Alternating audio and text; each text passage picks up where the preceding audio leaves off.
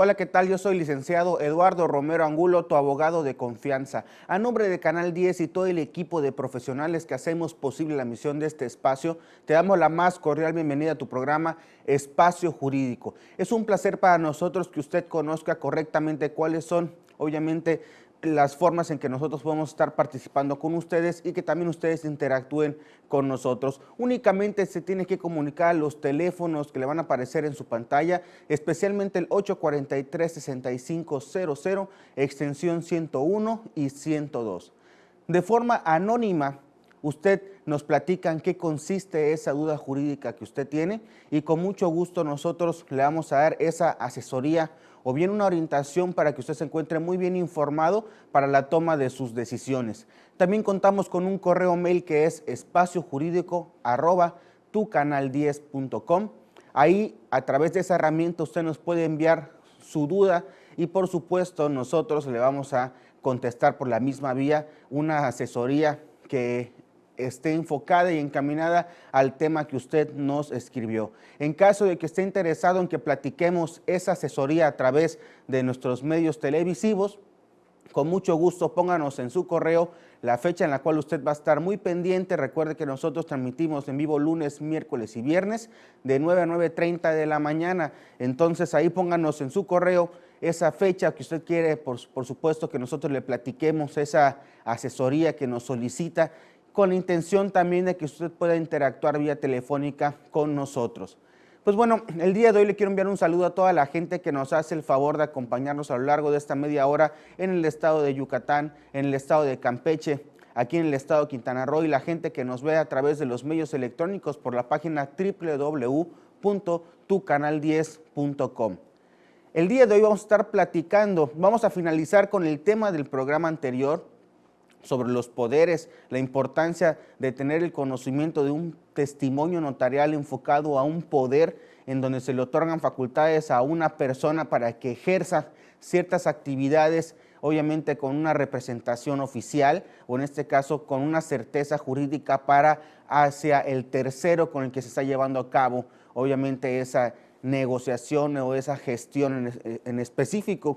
Y vamos a estar finalizando, obviamente, el día de hoy con el tema igual sobre la reparación del daño en materia penal, que es muy importante, igual sobre el hecho del pago igual de los perjuicios que pueda ocasionar una situación, obviamente, de actos jurídicos que esté enfocado en materia penal. Sin embargo, les recuerdo que la reparación del daño también se da en diversas materias con la finalidad de restituir la situación en el estado en el que se encontraba antes o bien simplemente indemnizar para poder manejar, obviamente, un tema de resarcir un daño que se haya llevado a cabo. Pues bueno, eso vamos a estar hablando hoy, por supuesto, en todo lo largo de esta media hora. Vamos a iniciar con la situación del poder notarial. Les había platicado que existían tres tipos de poderes notariales, iniciando con el que es el que tiene facultades para pleitos y cobranzas, que viene siendo con la finalidad de poder llevar a cabo ciertas gestiones de trámite que tengan que ver con cobranzas, ya sea en materia extrajudicial, o sea, fuera de un tribunal, o bien judicialmente, hablando en una situación de tribunales, algún litigio en específico, ya sea en materia civil, familiar, mercantil, penal, ¿no? Hasta en algunas situaciones se puede manejar ese mismo poder en materia agraria y en situaciones específicas que también tenga que ver con cuestiones de cobranza y de situaciones de litigio, hay que tener en ese mismo poder de pleitos y cobranzas también que se maneje el poder de actos de administración para las situaciones de gente que va a litigar ante un tribunal fiscal o administrativo. Es importante el hecho de que sepan que en ciertas situaciones hay que manejar el poder, en este caso con actos de administración también, por el hecho de que en estas materias también no quiere decir porque se trate de una materia administrativa, por eso quiere decir que necesita un poder para actos, obviamente, de administración. No, ese es el punto. La situación específica es porque se pueden ejecutar actos dentro de lo que se esté manejando en materia fiscal y administrativa que sean especialmente facultades de administración. Entonces, al ser facultades de administración, no lo puede cubrir un poder para pleitos y cobranzas. Es necesario para actos de administración. Entonces, esto, ejemplo, alguna modificación que se tenga que realizar, alguna fianza que se haya presentado, obviamente, a alguna autoridad con la finalidad de cubrir y garantizar, obviamente, una situación futura que se está litigando en este momento. Ese es un ejemplo por el cual es necesario el contar con las facultades de administración dentro del poder, independientemente que se tengan las de pleitos y cobranzas, porque se está llevando a cabo un trámite ante un tribunal administrativo. Y bien, por último, les comentaba que aquí es donde hay que tener mucho cuidado con esta documentación para actos de dominio. Es un poder el cual se otorga a una persona para que pueda tener las veces de propietario, siempre y cuando también la persona a quien se le haya otorgado esas facultades tenga el conocimiento, pues nada más que está utilizando ese documento para llevar a cabo un negocio o bien para llevar a cabo cierto trámite representando al propietario o a los propietarios, pero nunca con la finalidad de obtener un beneficio propio, sino que es en este caso para obtener el beneficio de obviamente las personas que le otorgaron esas facultades. Vámonos a un corte comercial y regresamos con más aquí en su programa Espacio Jurídico.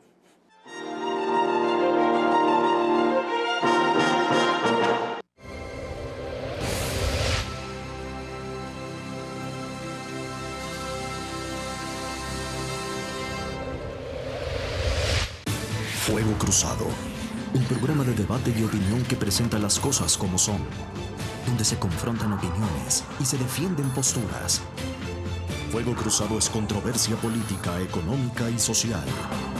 Nada escapa al carácter incisivo de Lilia Arellano, que descubre las verdaderas intenciones del poder. Fuego Cruzado, donde tarde o temprano todos somos protagonistas. Todos los viernes, 22 horas. Visita el sitio oficial de tu Canal 10 y las noticias en el periódico digital.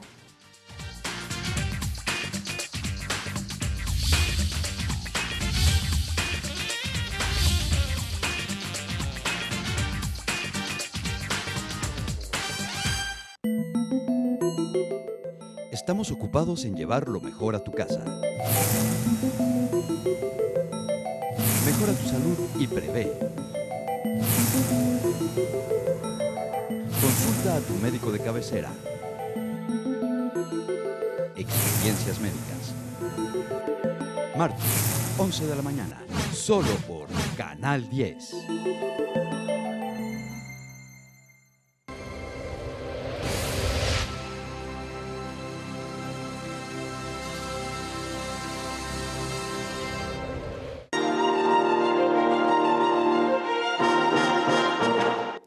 Ya estamos de vuelta aquí en su programa Espacio Jurídico. Les recuerdo los teléfonos en el estudio 843-6500, extensión 101 y 102. Recuerde que su llamada puede ser anónima. Y bien, continuamos platicando sobre el tema del poder notarial para actos de dominio.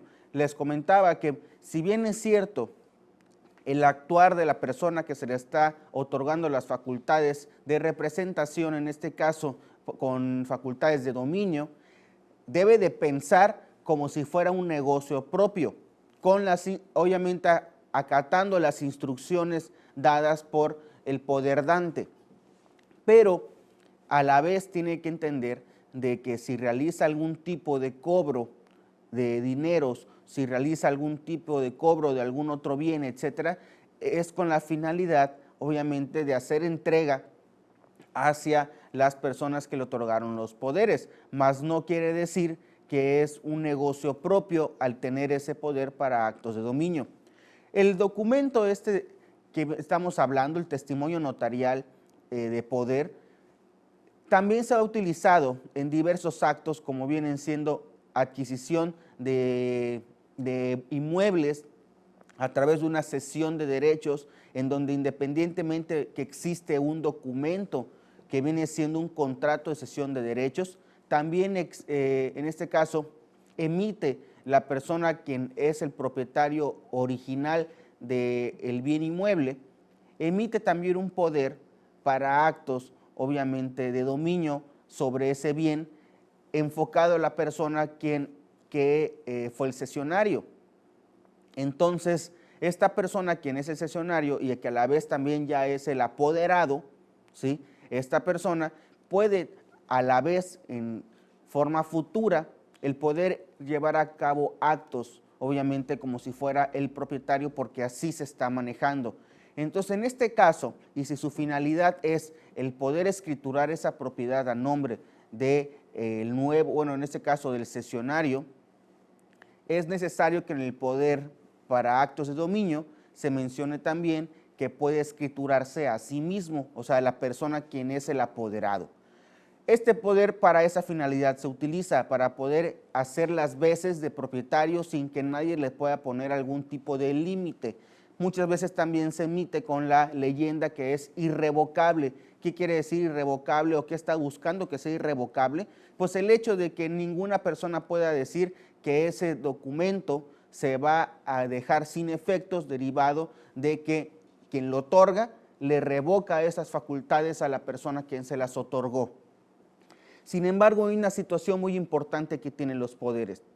Independientemente de que se mencionen esas leyendas, también la persona quien lo otorga, en este caso el otorgante del poder, al momento de su fallecimiento, deja sin efectos el poder, ya sea también para actos de dominio que se haya utilizado, hacia la persona que se le haya otorgado. Y muchas veces ahí es en donde puede empezar a realizarse actos, o en este caso ilícitos o bien delictivos, por el desconocimiento de las leyes a través de los poderes.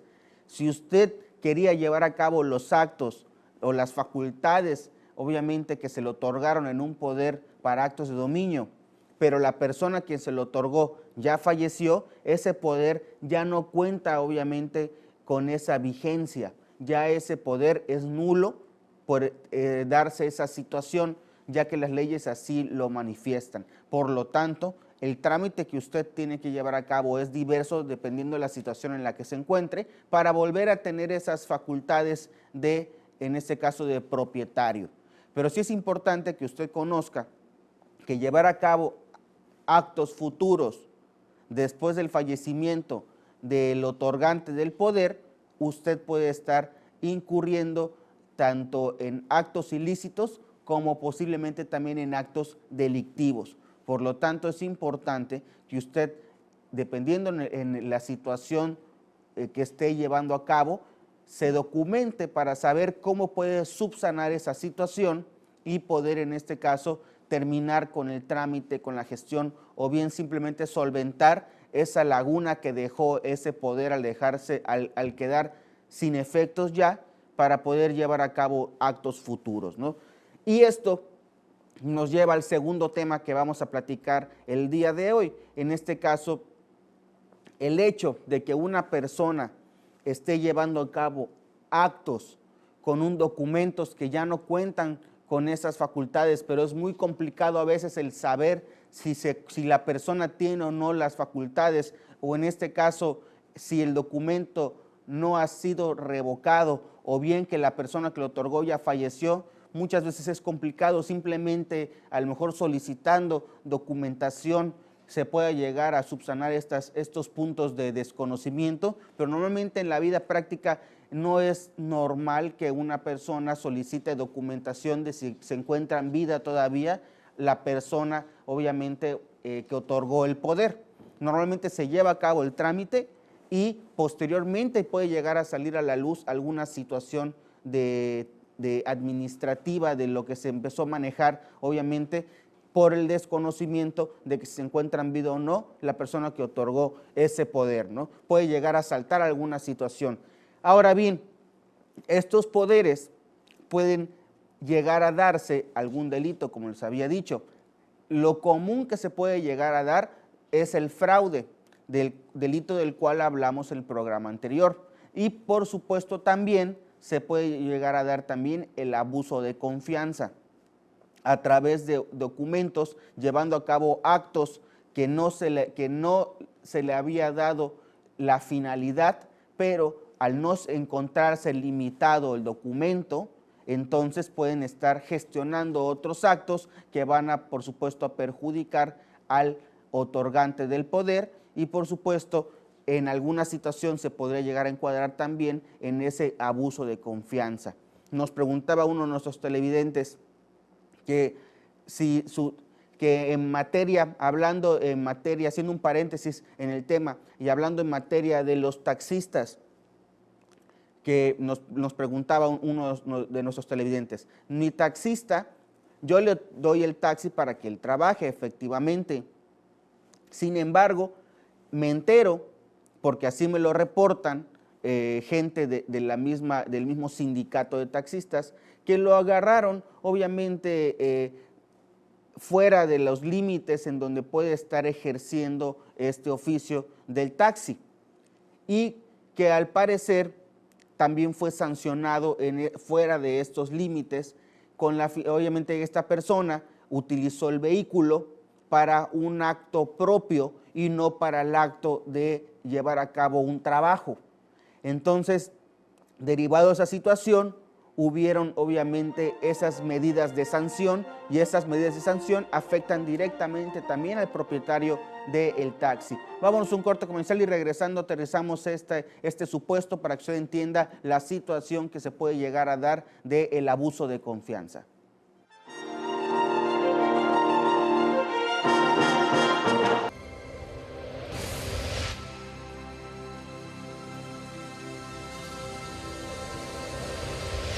Estado de los estados, donde la información de cada entidad se concentra. La noticia se vuelve de dominio público y el debate se concentra en buscar la verdad. Estado de los estados. La necesidad de estar bien informado con Lilia Arellano. Todos los sábados, 9 de la mañana.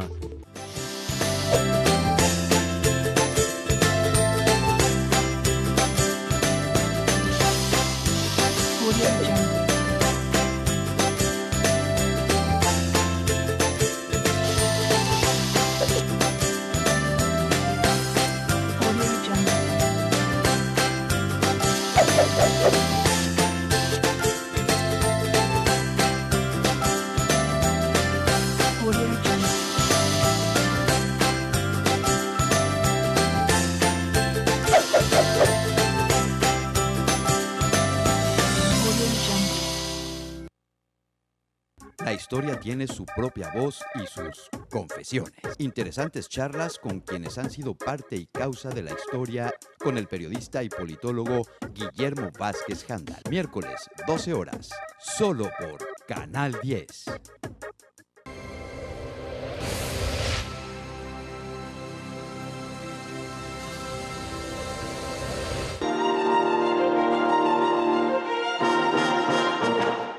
Ya estamos de vuelta en el bloque final de su programa Espacio Jurídico. Les recuerdo el correo mail que es espaciojurídico@tucanal10.com. Y bien, les platicaba en el supuesto donde el taxista fue sancionado, vamos a suponer que ya no permiten que el vehículo en ciertos días esté trabajando, por lo tanto eso acarrea también un perjuicio hacia el propietario del vehículo y también un perjuicio hacia el compañero que también taxiaba ese vehículo. Sin embargo, en este perjuicio, obviamente vamos a entender que es mínimo, porque se trata de cantidades muy pequeñas en las cuales no va a ser normal el hecho de interponer algún procedimiento jurídico para poder cobrar ese dinero que es muy poco por el perjuicio. Sin embargo, es importante que usted entienda que existe el perjuicio derivado de que al ser sancionado el vehículo junto con el taxista para que ya no pueda seguir trabajando ese vehículo por una cantidad de días, ahí es en donde se da el perjuicio. No hay un daño tal cual. El daño y la diferencia entre daño y el perjuicio viene siendo que el daño es aquel que se le ocasiona a algún bien en específico, deteriorándolo o en este caso menoscabando su valor. Y el perjuicio es aquel, obviamente, aquella situación económica que uno deja de percibir derivado de una situación que haya acontecido. Regresamos otra vez al punto para que se entienda muy claramente el ejemplo, ¿no? El vehículo, al ser, en este caso, sancionado, no permitiendo que taxee ciertos días, es dinero que se deja obviamente de percibir. Sin embargo, no hubo un daño directamente al vehículo, pero sí hubo un perjuicio a la economía de una persona. Entonces, estos dos puntos del daño y del perjuicio, en una situación penal, ¿sí?, en el caso ya sea del fraude que se haya llevado a cabo a través de un poder, ¿no?, en el abuso de confianza, en directamente un procedimiento de daños, nada más que se trate en este caso de un choque, obviamente algo normal, ¿no?, o también en el caso de un robo también de un vehículo, etcétera. Pues bueno, el procedimiento penal busca, en el caso para el daño y perjuicio, es la reparación de estos daños. Para el caso del choque es muy claro el hecho de que se está reclamando la reparación, la persona quien haya tenido la culpa del accidente va a tener que reparar el daño a la persona obviamente que fue afectada. Si aparte del daño, en este caso, hay un perjuicio, hay que acreditar por parte de la persona que fue en este caso afectada, que también hay un perjuicio que se está realizando. Muchas veces, regresando al ejemplo del taxi, cuando hay un siniestro, hay un hecho de accidente de tránsito terrestre en donde se lleva a cabo un daño a un vehículo, en este caso un taxi, y el taxi fue quien fue en este caso el afectado, y que tiene que estar un mes en el taller para que pueda posteriormente ya continuar con sus actividades, obviamente las personas que manejan ese vehículo, pues bueno, ahí estamos hablando que hay afectación directa e indirecta. En este caso, de forma directa hay un daño hacia el vehículo y que esto obviamente lo recae o la persona quien sufre ese daño directamente es el propietario del vehículo. Posteriormente también hay un perjuicio directo hacia el propietario del vehículo porque él recibe dineros derivados de ese vehículo y también hay un perjuicio indirecto hacia los otros dos trabajadores o hacia un solo trabajador que maneje el taxi, en donde también, como se va a quedar sin su herramienta de trabajo, pues tampoco no va a poder percibir esas ganancias, obviamente, que son para su sustentabilidad económica diaria. Entonces, si se da cuenta, derivado de una situación de ese tipo, se podría interponer los procedimientos necesarios para poder obtener la reparación del daño y, por supuesto, también en ese caso, la reparación del perjuicio que se pudo lograr, obviamente, o que se pudo demostrar que se obtuvo, ¿no? Muchas veces igual sucede que cuando la persona que tiene el accidente, la culpa del accidente, en este caso sí es el chofer del taxi. Entonces, también a estas personas no se les sanciona o no se interpone un procedimiento de este tipo penal, hablando sobre la persona que llevó a cabo el accidente, por la cuestión del reclamo del perjuicio. Simplemente se le reclama la reparación del daño, o sea que el vehículo lo puedan ingresar a un taller para que pueda quedar en el estado en el que se encontraba y por supuesto también funcional. Sin embargo, en este caso igual se puede demandar el perjuicio porque en realidad hay la forma de acreditarse por el tipo de giro económico al cual se dedica el vehículo que ya no va a estar funcionando durante un cierto tiempo y eso sí son pérdidas económicas que por supuesto va a tener directamente una persona y que no es nada complicado el acreditarlo, pero no es normal en la práctica que se gire ese tipo de actos. Entonces, en especial, poniendo este supuesto que nos pidieron nuestros televidentes que expliquemos, por supuesto el daño es reparable tanto en materia, tanto como es en materia penal, como también puede ser en materia civil. Y por supuesto el perjuicio, estos perjuicios que se van a poder, obviamente primero hay que acreditarlos, demostrar la forma en que en verdad se estaba obteniendo una ganancia y que ahora, derivado de cierta situación que se dio, ya no se va a poder tener esa ganancia. Ese perjuicio también, la persona que ocasionó el ilícito o bien el delito, tiene que cubrir también la reparación de esa cantidad económica que se está dejando de percibir derivado de la situación que se da.